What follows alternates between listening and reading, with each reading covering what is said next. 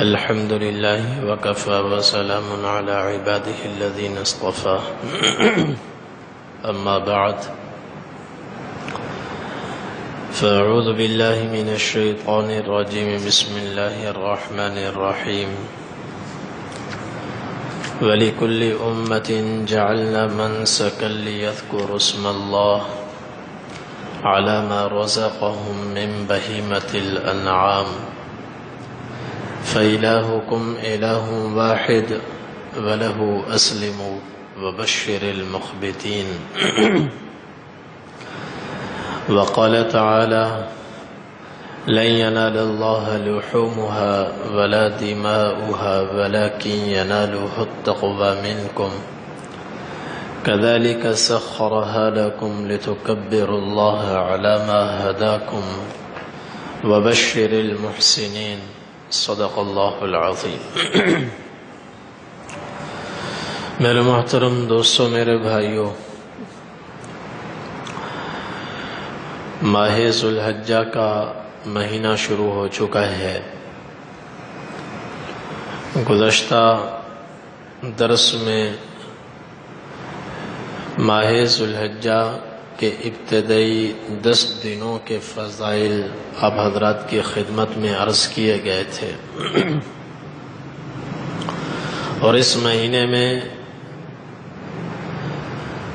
10، 11 اور 12 ذی الحجہ کو حضرت ابراہیم علیہ السلام کی سنت ادا کی جاتی ہے، اور قربانی کا عمل زندہ کیا جاتا ہے پورے عالم اسلام میں۔ تو آج کی اس نشست میں انشاءاللہ قربانی کے کچھ فضائل، کچھ مسائل آپ حضرات کی خدمت میں عرض کیے جائیں گے۔ نبی کریم صلی اللہ علیہ وسلم مدینہ طیبہ میں جب تشریف لائے تو ہر سال آپ نے قربانی کا عمل زندہ فرمایا، قربانی آپ نے فرمائی۔ 10 برس آپ صلی اللہ علیہ وسلم مدنی زندگی میں قربانی فرماتے رہے، کسی سال بھی آپ نے اس قربانی کو ترک نہیں فرمایا۔ یہ نبی کریم صلی اللہ علیہ وسلم کی وہ سنت ہے جس پر آپ نے مواظبت اختیار فرمائی ہے، اس لیے صاحب استطاعت لوگوں پر قربانی کرنی واجب ہے۔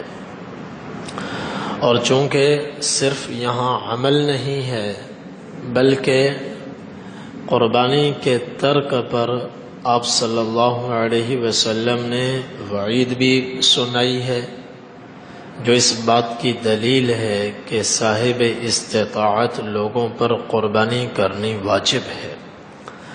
آپ نے فرمایا من وجد ساعة لأن يضحي فلم يضحي فلا يقرب مصلانا، اور ایک روایت میں فلا يقربن مصلانا، کہ جس آدمی کو اللہ تعالیٰ نے مالی گنجائش عطا فرمائی ہو، مالی وسعت عطا فرمائی ہو، وہ مالدار ہو، صاحب استطاعت ہو، پھر وہ قربانی نہ کرے۔ آپ نے فرمایا ایسا آدمی عید کی نماز پڑھنے کے لیے ہمارے پیچھے نہ آئے، عیدگاہ میں ہمارے پاس نہ آئے، وہ ہم میں سے نہیں ہے۔ تو یہ بڑی سخت وعید ہے، جس سے یہ معلوم ہوتا ہے کہ قربانی کرنی واجب ہے۔ اسی طرح اللہ تعالیٰ نے آپ صلی اللہ علیہ وسلم کو قربانی کی صرف ترغیب نہیں دی بلکہ حکم فرمایا قطعی طور پر، فَصَلِّ لِرَبِّكَ وَانْحَرْ، کہ آپ عید کے دن نماز بھی پڑھیں اور قربانی بھی کریں۔ نحر کہتے ہیں بڑے جانور کی قربانی، اونٹ کی قربانی کو۔ تو 10 برس نبی کریم صلی اللہ علیہ وسلم متواتر مسلسل قربانی فرماتے رہے، اور صرف ایک قربانی آپ نہیں کیا کرتے تھے، کئی قربانیاں آپ فرماتے تھے۔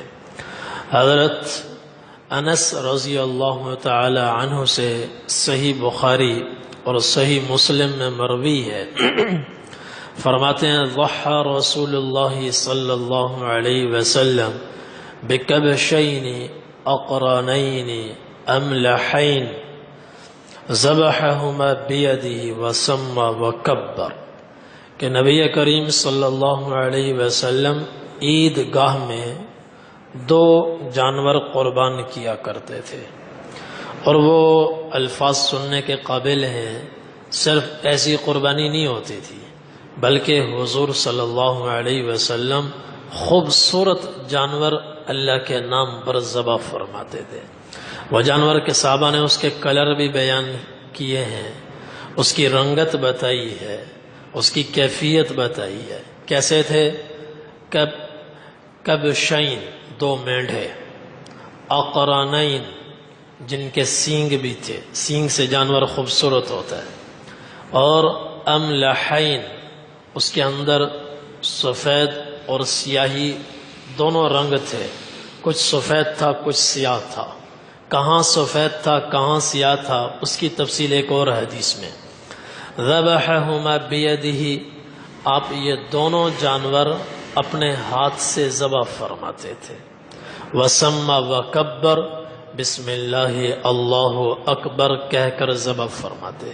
حضرت انس فرماتے ہیں ورأیتہ، حالانکہ 10-15 سالوں کے بعد یہ حدیث سنا رہے ہیں، فرمایا کہ حضور کی قربانی کا عمل آج بھی میری آنکھوں میں تر و تازہ ہے، اور میں دیکھ رہا ہوں چشم تصور سے، وَرَأَيْتُهُ وَاضِعًا قَدَمَهُ عَلَى صِفَاحِهِمَا، کہ حضور صلی اللہ علیہ وسلم نے ان دونوں مینڈھوں کو گرایا ہوا ہے، اور اس کے پہلو پر آپ نے پاؤں رکھا ہے، اور ہاتھ میں چھری پکڑی ہے، اور دعا پڑھ کر آپ نے ذبح فرمایا۔ اس طرح آپ نے یہ قربانی آپ عیدگاہ میں فرماتے تھے، عیدگاہ میں۔ اور حضرت ابن عمر رضی اللہ تعالی عنہ کی حدیث صحیح بخاری میں ہے، وہ فرماتے ہیں کان رسول اللہ صلی اللہ علیہ وسلم یذبح وینحر بالمصلی، آپ صلی اللہ علیہ وسلم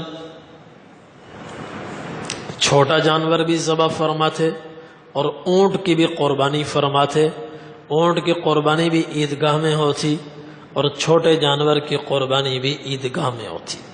عیدگاہ میں 2 مینڈھے کم از کم آپ صلی اللہ علیہ وسلم لازمی طور پر ذبح فرماتے۔ اور اس کی تھوڑی سی اور تفصیل حضرت جابر رضی اللہ تعالی عنہ کی حدیث میں ہے، فرماتے ہیں عید کے دن نبی کریم صلی اللہ علیہ وسلم 2 جانور ذبح فرماتے، 2 مینڈھے، اقرنین سینگ والے ہوتے، املحین سفید اور سیاہ ہوتے، موجوعین اور وہ دونوں خصی ہوتے، خوبصورت ہوتے۔ فلما وجہہما، دونوں کو آپ قبلہ رخ لٹاتے، اور لٹا کر آپ یہ دعا پڑھتے، انی وجہت وجہی للذی فطر السماوات والارض علی ملت ابراہیم حنیفا وما انا من المشرکین ان صلاتی ونسکی ومحیای ومماتی للہ رب العالمین۔ یہ پڑھ کر پھر آپ فرماتے اللہم منکا، یا اللہ یہ دونوں جانور آپ ہی کے دیے ہوئے ہیں، ہماری اپنی طرف سے تو نہیں ہیں، ہم نے نہ پیدا کیے ہیں نہ کہیں سے لے کر آئے ہیں، یہ سب آپ کی عطا ہے، آپ کا فضل ہے، آپ کی دین ہے، آپ ہی کا دیا ہوا مال ہے۔ وَلَكَ، اور آج آپ کا دیا ہوا مال، دیے ہوئے جانور آپ کی رضا کے لیے آپ کے نام پر قربان کر رہے ہیں۔ عن محمد و امت محمد، یا اللہ ایک میری طرف سے ہے اور ایک میری امت کی طرف سے ہے، ایک میری طرف سے ایک میری امت کی طرف سے۔ اور پھر آپ فرماتے بسم اللہ اللہ اکبر.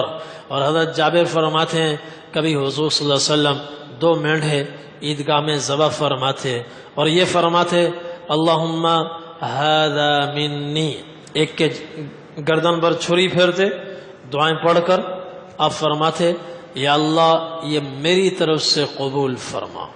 اور دوسرے کے بارے میں فرماتے وَهَذَا عَمَّن لَمْ يُضَحِّ مِنْ أُمَّتِي، یا اللہ میری امت میں سے جو لوگ پیسہ نہ ہونے کی وجہ سے یا دوسرے مسائل کی وجہ سے نادار ہیں، مفلس ہیں، غریب ہیں، فقیر ہیں، قربانی نہیں کر پا رہے، یا اللہ یہ قربانی ان کی طرف سے قبول فرما، ان کی طرف سے قبول فرما. تو عیدگاہ میں بھی قربانی کا انتظام ہوتا، پھر گھر میں مزید آپ قربانی فرماتے. حضرت عائشہ رضی اللہ عنہ فرماتی ہیں نبی کریم صلی اللہ علیہ وسلم نے صحابہ کو حکم دیا کہ میرے لیے ایک مینڈھا خرید کر لاؤ. کیسا لاؤ؟ اس کی رنگت، کیفیت آپ نے خود ہی بیان فرمائی. امر بکبش اقرن، آپ نے فرمایا ایک مینڈھا خرید کر لاؤ ایسا ہو جس کے سینگ ہو، اور یطأ فی سواد، اس کے پاؤں سیاہ ہوں، ٹانگیں اس کی سیاہ ہوں، سیاہی میں چلتا ہوا نظر آئے. اور ویبرک فی سواد، اس کا پیٹ اور سینہ وہ بھی سیاہ ہو، کھڑا ہو سیاہ نظر آئے. وینظر فی سواد، اور اس کی آنکھوں کے گرد حلقے کچھ حصہ سیاہ ہو، کچھ حصہ سیاہ ہو.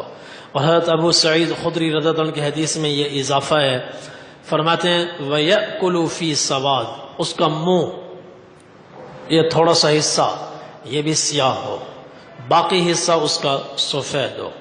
4 پاؤں سیاہ، پیٹ اور سینہ سیاہ، سر پہ سینگ، آنکھوں کے گرد حلقے سیاہ، اور منہ اور اس کے ارد گرد کا حصہ سیاہ، باقی چہرے میں بھی سفیدی ہو، اور کمر اور پشت بھی اس کی کچھ سفید ہو. ایسا خوبصورت، پرکشش، جاذب نظر، اعلیٰ قسم کا کوئی مینڈھا میرے لیے تلاش کر کے لاؤ. اور فرمایا فحیل، فحیل، فحیل کس کو کہتے ہیں؟ وہ ایسا ہو ذرا قد آبر بھی ہو اور موٹا بھی ہو، تگڑا ہو. فحیل، قد آبر اور موٹا. یہ نہیں کہ بس قربانی ہو جائے، 10 کا ملے، 8 کا ملے، کم سے کم پیسوں میں بس کسی طرح قربانی ہو جائے. نہیں، اللہ نے جب استطاعت عطا فرمائی ہے، اچھے سے اچھے جانور کی قربانی ہونی چاہیے. اور اچھے سے اچھے جانور کی قربانی کیوں ہے اس کی وجہ میں بعد میں بیان کرتا ہوں، کچھ احادیث اور بیان کرتا ہوں. اچھا سے اچھا جانور ہو جو دل کو پسند آئے، اور پھر اس کو اللہ کے نام پر قربان کرے، جو خود کو پسند آئے. قربانی جان چھڑانے کا عمل نہیں ہے. مستحب یہ ہے کہ قربانی کا جانور پہلے سے خریدا جائے، اس کو اپنے ساتھ مانوس کیا جائے، اس کی خدمت کی جائے، وہ ہمارے ساتھ مانوس ہو، ہم اس کے ساتھ مانوس ہوں، اس کے دل میں ہم گھر کر جائیں، ہمارے دل میں وہ اتر آئے، اور پھر اللہ کی رضا کے لیے عید کے دن اس کو اللہ کے نام پہ قربان کیا جائے. حضرت شیخ الہند مولانا محمود الحسن گنگوہی رحمۃ اللہ علیہ دارالعلوم دیوبند کے استاذ الحدیث صدر مدرس تھے. تو ان کا عمل یہ تھا کہ وہ کئی مہینے پہلے سے ایک گائے خریدتے تھے، اور عصر کے بعد اس کو دارالعلوم کی 4 دیواری میں اس کو لے کر گھومتے اور سیر کو نکل جاتے، اپنے ہاتھ سے اس کو چارہ کھلاتے. وہ جانور خوب پل جاتا اور حضرت کے ساتھ بہت مانوس ہو جاتا، حضرت کا بھی اس کے ساتھ دل لگ جاتا. پھر عید کا دن آتا، جی نہیں چاہ رہا لیکن اللہ کے لیے قربان کرنا ہے، دل لگا ہوا ہے، اللہ کے لیے اپنے جذبات کی قربانی پیش کرنی ہے. اللہ نے قرآن میں فرمایا لن ینال اللہ لحومها ولا دماؤها ولكن يناله التقوى منکم. کہ جب تم قربانی کرتے ہو نہ اس کا گوشت اللہ تک پہنچتا ہے نہ اس کا خون اللہ تک پہنچتا ہے، گوشت تمہارے پیٹ میں چلا جاتا ہے، خون نالیوں میں بہہ جاتا ہے۔ اللہ کو پھر کیا مطلوب ہے؟ اللہ کو وہ تقوی مطلوب ہے جو اس قربانی کے عمل کے نتیجے میں جذبات کی قربانی، مال کی قربانی دینے کی صورت میں جو ایک دل میں کیفیت بنتی ہے، بس یہ کیفیت جس کا نام تقوی ہے، یہ اللہ کو مطلوب ہے۔ تو حضرت مولانا محمود الحسن گنگوہی رحمۃ اللہ علیہ جب عید کے دن اس خوبصورت گائے کی گردن پر جب چھری پھیرتے تو پھیرتے ہوئے ان کی آنکھوں سے آنسو اتر آتے، آنسو، جی نہیں چاہ رہا لیکن کرنا ہے، اللہ کے لیے کرنا ہے، اور اللہ کے رسول صلی اللہ علیہ وسلم کی سنت سمجھ کر کرنا ہے، اور ابراہیم علیہ السلام کی سنت سمجھ کر کرنا ہے۔ آپ صلی اللہ علیہ وسلم عید کے لیے، قربانی کے لیے اچھے سے اچھے، عمدہ سے عمدہ، خوبصورت سے خوبصورت تر جانور کا انتخاب فرماتے، صحابہ سے فرماتے ایسا ایسا جانور خرید کے لاؤ، آنکھیں جس کی سیاہ ہوں اور منہ کے ارد گرد بھی سیاہی ہو، سر پر سینگ ہو، پیٹ اور سینہ اس کا کالا ہو، سیاہ ہو، ٹانگیں اس کی سیاہ ہوں، باقی بدن اس کا سفید ہو، اور قد آور ہو، فحیل اور موٹا ہو۔ علماء نے لکھا ہے ان التضحیہ بالشاة السمینہ افضل من شاتین، کہ قد آور، موٹا، تازہ بکرا چھترا اللہ کے نام پر ذبح کرنا دو کمزور جانوروں، دو کمزور چھوٹی چھوٹی بکریوں کو ذبح کرنے سے زیادہ افضل ہے۔ اور وَأَنَّ كَثْرَةَ اللَّحْمِ أَفْضَلُ مِنْ كَثْرَةِ الشَّحْمِ، جانور دو طرح کے ہوتے ہیں، ایک وہ جانور ہے جس میں گوشت زیادہ ہے، گوشت خوب سے خوب ہے، اور دوسرا وہ ہے جس میں چربی زیادہ ہے، چربی زیادہ ہے۔ گوشت والا جانور چربی والے جانور سے زیادہ افضل ہے، زیادہ بہتر ہے۔ تو قربانی میں دو چیزیں ہیں، ایک یہ کہ وہ خوبصورت ہو، پرکشش ہو اور عیب سے پاک ہو، دوسرا یہ کہ اس میں گوشت بھی ہو تاکہ فقراء کی مدد ہو، فقراء کی ضرورت پوری ہو۔ اب ایک جانور وہ ہے جو 80,000 گائے 80,000 لاکھ روپے میں اچھی خوبصورت مل جاتی ہے، گوشت بھی ہوتا ہے اور گوشت بھی اس کا بڑا عمدہ ہوتا ہے، کئی من اس میں سے گوشت نکلتا ہے۔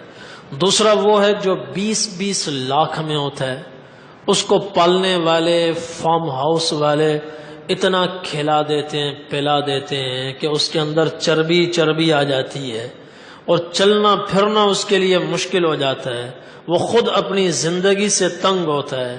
تو دیکھنے میں تو وہ خوبصورت ہے، وہ کاغذ کے پھول کی طرح ہے، دیکھنے میں خوبصورت ہے، اس سے کوئی آدمی لاکھ کے 20 جانور لے آئے یا اس سے بہتر ہے، اور لاکھ کا ایک جانور 30-40 ہزار کے مریل، کمزور، لاغر، بوڑھے جانور دو کرنے سے یہ 1 لاکھ والا افضل ہے، یہ ایک کرنا افضل ہے۔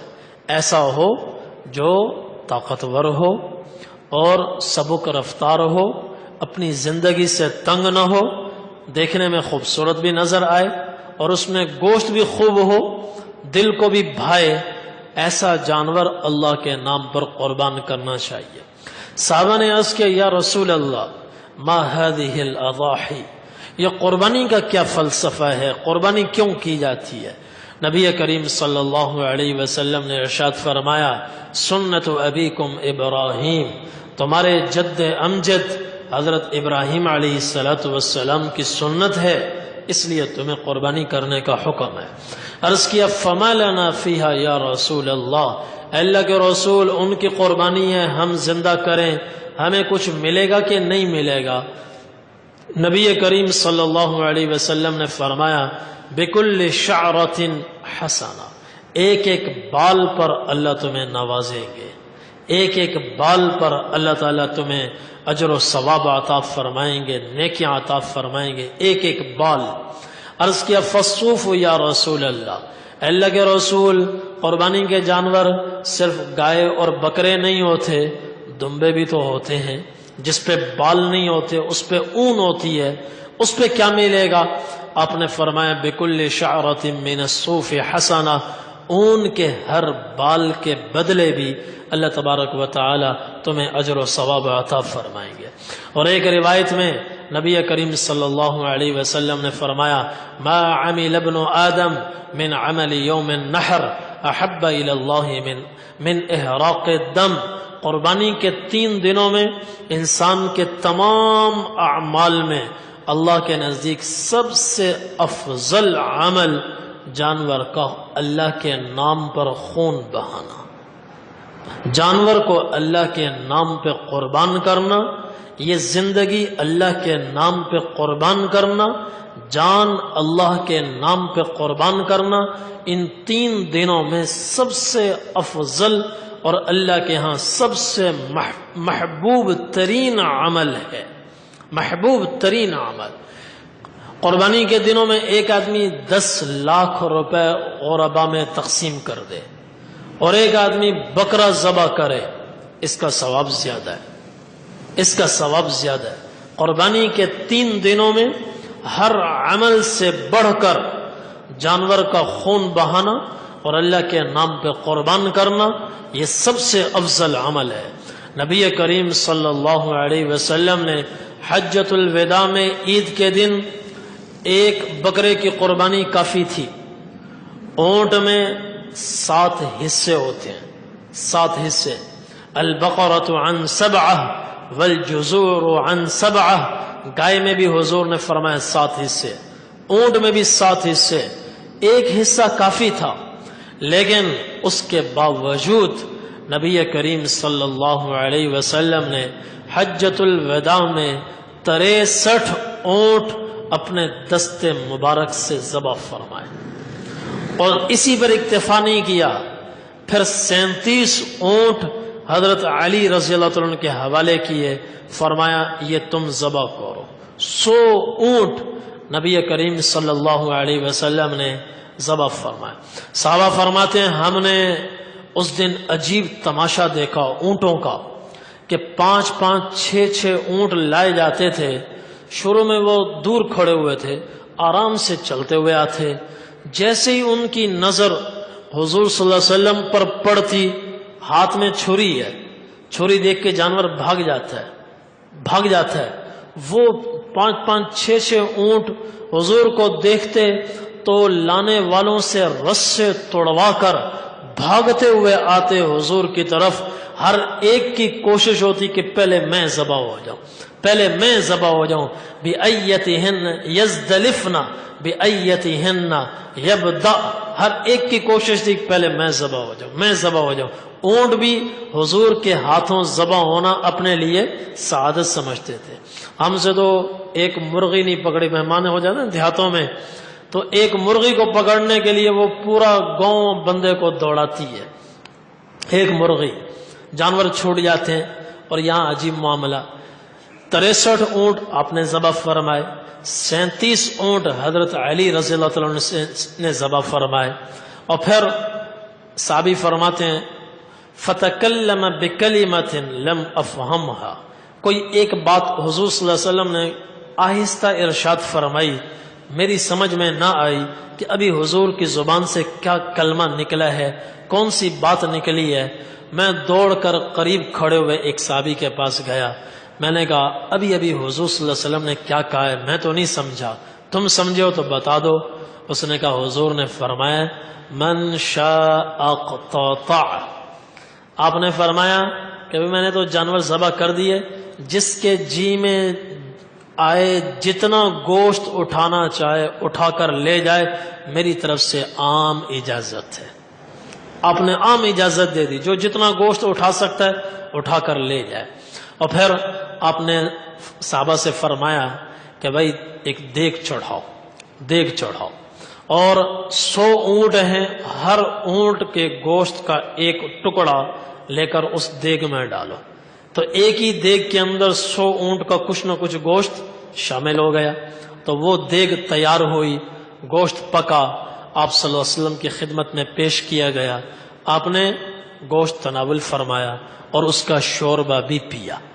تو اس سے معلوم ہوا اپنے جانور کی قربانی کا گوشت کھانا بھی سنت ہے، مسنون ہے. اور جن لوگوں کو اللہ نے مالی وسعت عطا فرمائی ہو وہ زیادہ سے زیادہ قربانی کرے. حضور نے فرمایا، وہی حدیث دوبارہ سناتا ہوں، وہ اس کو مکمل کرتا ہوں. ما عمل ابن آدم من عمل یوم النحر احب الی اللہ من احراق الدم، کہ قربانی کے 3 دنوں میں اللہ تعالیٰ کے ہاں سب سے محبوب عمل اور سب سے پسندیدہ عمل وہ جانور کی قربانی ہے، جانور کا خون بہانا.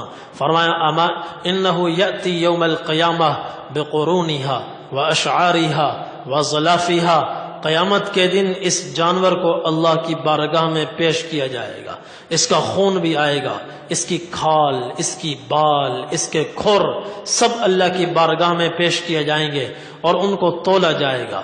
تول کر ایک ایک بال اور ایک ایک خون کے قطرے کا اجر و ثواب دیا جائے گا اور اس کو قربانی کرنے والے کے نامہ اعمال میں لکھا جائے گا. اور پھر فرمایا یہ قربانی کا عمل اللہ کو اتنا پسند ہے، اتنا محبوب ہے. وَإِنَّ الدَّمَ لَيَقْعُ مِنَ اللَّهِ بِمَا كَانَ قَبْلَ أَن يَقْعَ بِالْأَرْضِ، کہ جب تم جانور کی گردن پر چھری چلاتے ہو ایک دم خون کا فوارہ چھوٹتا ہے اور وہ زمین پر گرنے لگتا ہے. سیکنڈوں کی بات ہے، سیکنڈ میں خون زمین پر آتا ہے. فرمایا اس خون کے زمین پر گرنے سے پہلے یہ جانور اللہ کے ہاں شرف قبولیت حاصل کر لیتے ہیں، گرنے سے پہلے اللہ کے ہاں قبول ہو جاتا ہے. یہ علامت ہے کہ اللہ کو کتنا پسند ہے. جو پسندیدہ چیز ہو نا، دور سے آدمی کے سامنے آئے گا، آدمی کہے کہ بھائی پہلے مجھے دے دو، پہلے مجھے دے دو. اچھی چیز اپنی پسند کی چیز ہوگی تو فوراً لے گا کہ بھائی پہلے مجھے دے دو، مجھے دے دو. تو یہ عمل بھی اللہ کو اتنا پسند ہے، خون زمین پر گرنے سے پہلے اللہ کے ہاں شرف قبولیت حاصل کرتا ہے. اور فرمایا کہ فطیبوا بها نفسا، لہذا خوش دلی سے قربانی کرو، خوشی سے قربانی کرو، بوجھ سمجھ کر قربانی نہ کرو، خوشی سے قربانی کرو. پھر جانور کو ذبح کرنا، جانور کی قربانی میں افضل یہ ہے کہ اپنے ہاتھ سے قربانی ہو، اب بشرطے کہ ذبح کرنا آتا ہو، ورنہ خامخواہ جانور کو تکلیف نہ پہنچائے. ذبح کرنا آتا ہو اور ذبح کرنا آدمی کو آنا چاہیے، ذبح کرنا آنا چاہیے. تو جس کو تو افضل یہ اپنے ہاتھ سے قربانی کی جائے. نبی کریم صلی اللہ علیہ وسلم اپنے ہاتھ سے قربانی فرماتے ہیں. حضرت عائشہ رضی اللہ عنہ فرماتی ہیں جب وہ گھر والی قربانی گھر میں آتی، باہر والی باہر ہوتی، گھر میں بھی ایک جانور آپ قربان فرماتے، تو جب وہ آیا حضور نے مجھ سے فرمایا یا عائشہ ہلم المدیہ، عائشہ چھری لاؤ. پھر فرمایا وشحذیہا بحجر، پتھر پر تیز کر کر لانا، پتھر پر تیز کر کر لانا. اس سے پتہ چلا کہ چھری تیز ہونی چاہیے اور جانور کے سامنے چھری تیز نہیں کرنی چاہیے، وہیں دور کہیں سے تیز کرنی چاہیے. حضرت عائشہ رضی اللہ عنہ فرماتی ہیں کہ میں نے چھری تیز کی، تیز کر کے پھر اس حدیث سے یہ بھی معلوم ہوا گھر کی چھری تیز کرنا یہ عورتوں کا کام ہے، عورتوں کو سیکھنا چاہیے. وہ شور سے کہتی ہیں بھائی تیز کر کے دو، تیز کر کے دو. عورتوں کو خود یہ عمل سیکھنا چاہیے. حضرت عائشہ رضی اللہ عنہا نے تیز کر کر دی تو فرماتی ہیں پھر میں نے تیز کر کر آئی حضور کی خدمت میں نے پیش کی. فاخذها، آپ نے چھری لی. واخذ الکبش، آگے حدیث سنیں، ہمارے آگے حدیث سنیں. آج کل پیر اس کو سمجھا جاتا ہے جسے دنیا کا کوئی کام نہ آتا ہو. پیر اس کو سمجھا جاتا ہے جس نے کبھی جانور کی گردن پر چھری نہ پھیری ہو، جس کو اپنا سامان کیسے پیک کرنا ہے آتا ہی نہ ہو، دنیا کا کوئی کام نہ آتا ہو، اس کو پیر کہتے ہیں. اصل پیر تو حضور صلی اللہ علیہ وسلم. فرمایا حضور نے چھری پکڑی اور تنے تنہا اس مینڈھے کو آپ نے قبلہ رخ لیٹایا اور تنے تنہا آپ نے اس کو ذبح فرمایا بسم اللہ اللہ اکبر کہہ کر، تنے تنہا۔ تو ذبح کرنا چاہیے۔ بعض لوگ بڑے فخر سے کہتے ہیں اجی ہم سے تو ہمارا دل بڑا نرم ہے، ہم سے تو مرغی ذبح نہیں ہوتی، بکرا ذبح نہیں ہوتا، ہم کیا قربانی کریں؟ یہ بیماری ہے۔ شوگر بڑھ جائے وہ بھی بیماری ہے، کم ہو جائے وہ بھی بیماری ہے۔ اتنا رحم آ جائے کہ بکری ذبح نہیں ہو رہی، یہ بیماری ہے، اس کا علاج ہونا چاہیے۔ تم حضور صلی اللہ علیہ وسلم سے بڑے رحم دل نہیں ہو سکتے۔ جب آپ صلی اللہ علیہ وسلم قربانی کر رہے ہیں تو ہمیں بھی اپنے ہاتھ سے قربانی کرنی چاہیے، بشرطے کہ ذبح کرنا آتا ہو، ورنہ جانور کو تکلیف نہیں دینی چاہیے، پھر قصائی کے حوالے کر دینا چاہیے کہ بھائی آپ ذبح کرو۔ اور اس کی دلیل یہ اور خود موجود رہیں۔ حضرت فاطمہ رضی اللہ عنہا کو نبی کریم صلی اللہ علیہ وسلم نے فرمایا یا فاطمہ قومی فاشہدی اضحیتک، میری بیٹی فاطمہ تمہاری قربانی ہونے لگی ہے، قربانی تم ہاتھ سے نہیں کر سکتی تو کم از کم وہیں کھڑی ہو جاؤ، تمہاری موجودگی میں قربانی ہونی چاہیے۔ اس لیے کہ یہ جو اپنی آنکھ سے جانور کو قربان ہوتے اللہ کے لیے دیکھنے کا عمل ہے، اس سے بھی وہی کیفیت دل میں پیدا ہوتی ہے جو اللہ کو مطلوب ہے۔ تو دیکھو، جب میں گھر میں قربانی کرتا ہوں میں اپنے بچوں کو بھی دکھاتا ہوں، دیکھو بھائی دیکھو یہ جانور اللہ کے نام پہ قربان ہو رہا ہے، اور اللہ ہم سے فقط اتنا مطالبہ کر رہا ہے کہ تم حرام کی قربانی دو، حرام چھوڑ دو۔ ہم سے یہ مطالبہ نہیں ہے کہ اپنے بچوں کی گردن پر چھری چلاؤ، ہم سے یہ مطالبہ نہیں ہے کہ اپنی گردن پر چھری چلاؤ، ہم سے یہ مطالبہ ہے یہ جانور اللہ کے نام پہ قربان ہو گیا، زندگی سے چلا گیا، تم کم از کم حرام چھوڑ دو، ناجائز خواہشات پر چھری چلا دو۔ تو فرمایا فاطمہ کھڑی ہو جاؤ، دیکھو اپنی موجودگی میں قربانی کرو۔ اما انہا یجاء فإن لکی بأول قطرۃ تقطر من دمها مغفرۃ لکل ذنب، میری بیٹی اس کے خون کا فوارہ نکلے گا، پہلا قطرہ زمین پر گرے گا، اس سے پہلے اللہ تعالیٰ تمہاری پچھلی زندگی کے سارے گناہ معاف فرما دیں گے۔ جانور کے خون کے پہلے قطرے پر زندگی کے پچھلے سارے گناہ معاف۔ اما انہ یجاء بدمها ولحمها فیوضع فی میزانک 70 ضعفا، میری بیٹی قیامت کے دن اس جانور کے خون کو 70 گنا بڑھا کر اور اس کے گوشت کو 70 گنا بڑھا کر لایا جائے گا، اور تمہارے نامہ اعمال میں اس کو رکھا جائے گا، تولا جائے گا، پھر اللہ تعالیٰ اپنی شیان شان تمہیں بدلہ عطا فرمائیں گے۔ حضرت ابو سعید خدری رضی اللہ تعالی عنہ کھڑے ہوئے، عرض کیا یا رسول اللہ هذا لآل محمد خاصة فإنهم أهل لما خصوا به من الخير، اللہ کے رسول یہ فضیلت صرف آل محمد خاندان محمد کے لیے ہے، اگر ان کے لیے ہے تو ہمیں کوئی شکوہ نہیں ہے، اللہ نے ان کو مقام اتنا عطا فرمایا ہے، وہ اس فضیلت کے کیا اس سے زیادہ فضائل کے حقدار ہیں۔ بس میں پوچھ رہا ہوں یہ صرف ان کی خصوصیت ہے یا پوری امت کے لیے ہے؟ حضور نے فرمایا هذا لآل محمد خاصة ولأمت محمد عامة، آل محمد کے لیے یہ فضیلت خصوصی طور پر ہے، اور ان کی برکت سے اللہ نے پوری امت کو یہ فضیلت اور یہ اجر و ثواب عطا فرمایا، پوری امت کے لیے ہے۔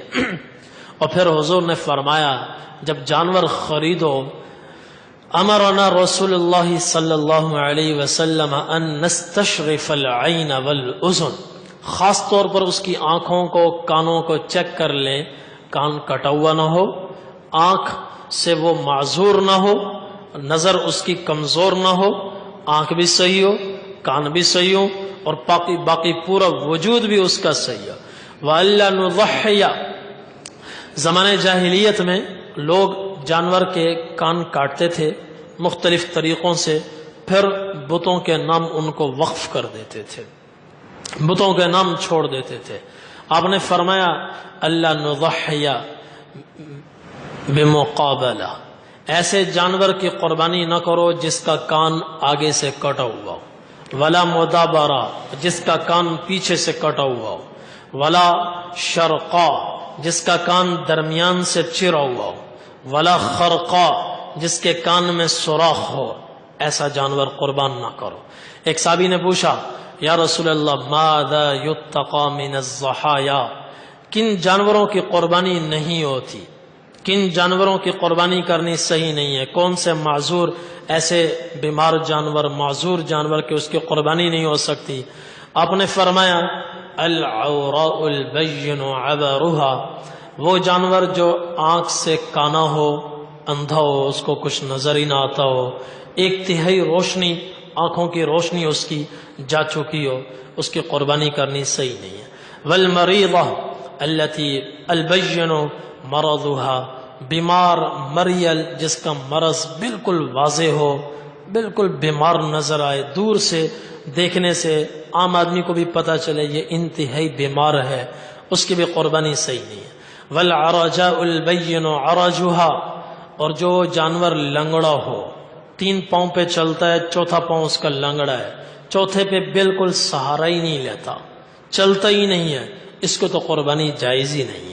اور بعضے جانور ایسے ہیں 3 پر چلتے ہیں، چوتھے سے کچھ نہ کچھ سہارا لیتے ہیں مگر ڈاواں ڈول ہو جاتے ہیں، لنگڑاہٹ ان میں آتی ہے، لیکن کچھ نہ کچھ اس سے سہارا لیتے ہیں، اس کی قربانی جائز تو ہے، مگر اگر بندہ صاحب استطاعت ہے، بہتر یہ ہے کہ اس کی جگہ صحیح سالم جانور لے کر آئے۔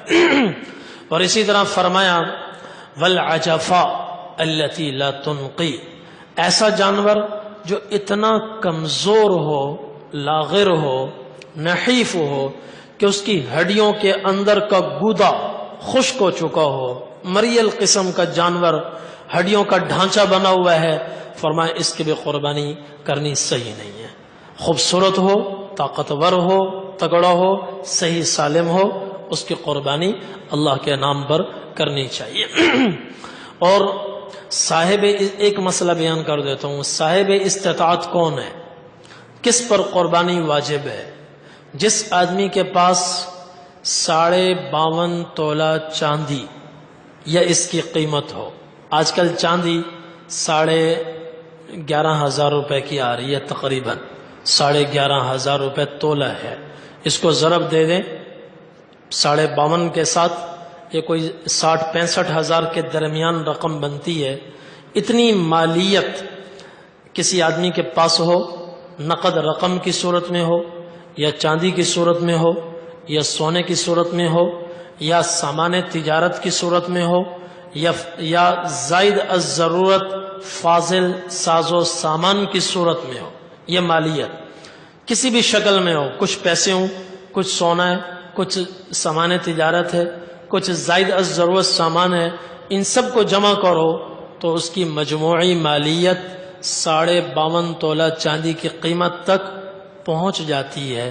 اگر اتنی مالیت کسی کے پاس 10 ذی الحجہ سے لے کر 12 ذی الحجہ کی مغرب تک اس دوران اس کے پاس ہے تو وہ آدمی صاحب نصاب ہے، چاہے اس پر سال گزرا ہو یا سال نہ گزرا ہو، ایک دن پہلے بھی کسی کے پاس کہیں سے اتنی مالیت آ گئی تو اس پر قربانی کرنی واجب ہے، اس کو پھر قربانی کا اہتمام کرنا چاہیے۔ تو یہ ایام قربانی آ رہے ہیں، تو ان فضائل کے استحضار کے ساتھ، آداب کی رعایت کے ساتھ اچھے سے اچھے جانور کا انتخاب کرنا چاہیے۔ اور یہ عشرہ ذی الحجہ ہے اور بڑا ہی عظیم عشرہ ہے، بڑے زبردست اس کے فضائل ہیں، اللہ کی اطاعت اور فرما برداری کا موسم ہے، اللہ نے یہ سیزن، نیکیوں کا سیزن ہمیں عطا فرمایا ہے۔ دوسرے اعمال کے ساتھ اس تسبیح کی کثرت ہونی چاہیے، سبحان اللہ والحمد للہ ولا الہ الا اللہ واللہ اکبر ولا حول ولا قوة الا باللہ العلی العظیم، اس کی کثرت ہونی چاہیے کیونکہ نبی کریم صلی اللہ علیہ وسلم نے فرمایا سبحان اللہ کی کثرت کرو، لا الہ الا اللہ کی کثرت کرو، اللہ اکبر کی کثرت کرو، اور الحمدللہ کی کثرت کرو۔ یہ 4 تسبیحات ہیں، یہ چاروں اسی تسبیح میں جمع ہو گئے، سبحان اللہ والحمدللہ ولا الہ الا اللہ واللہ اکبر۔ یہ چلتے پھرتے اٹھتے بیٹھتے اس کا ورد کریں، اور اللہ تبارک و تعالی توفیق عطا فرمائے۔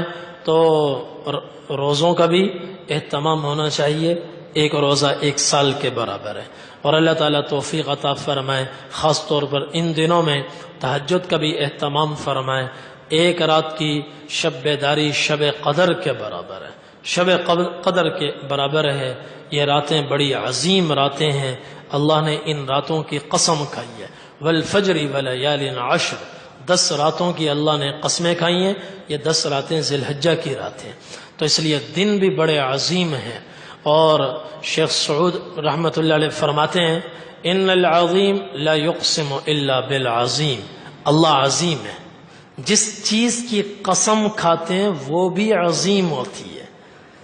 عظیم ذات کسی چھوٹی موٹی چیز کی قسم نہیں کھاتے، جس کی قسم کھاتے ہیں ان العظیم لا یقسم الا بالعظیم، عظیم عظیم ہی کی قسم کھاتا ہے۔ عظیم ذات جس چیز کی قسم کھاتی ہے وہ چیز بھی بڑی عظیم ہوتی ہے۔ تو ان راتوں کی اللہ نے قسمیں کھائی ہیں، یہ راتیں بڑی عظیم ہیں، لہذا راتوں کی بھی قدر کرنی چاہیے اور ان ایام کی بھی قدر کرنی چاہیے۔ اللہ تعالیٰ ہم سب کو توفیق عمل نصیب فرمائے۔ وآخر دعوانا الحمدللہ رب العالمین۔ اللهم لك الحمد كما أنت أهله، فصل على محمد كما أنت أهله، وافعل بنا ما أنت أهله، فإنك أنت أهل التقوى وأهل المغفرة۔ ربنا آتنا في الدنيا حسنة وفي الآخرة حسنة وقنا عذاب النار۔ اللهم إنا نسألك الهدى والتقى والعفاف والغنى، اللهم إنا نسألك الهدى والتقى والعفاف والغنى۔ اللهم اصلح لنا ديننا، اللهم اصلح لنا في أمورنا كلها، ربنا تقبل منا إنك أنت السميع العليم، وتب علينا يا مولانا إنك أنت التواب الرحيم۔ وصلى الله تعالى على خير خلقه محمد وعلى آله وأصحابه وأهل بيته أجمعين برحمتك يا رب۔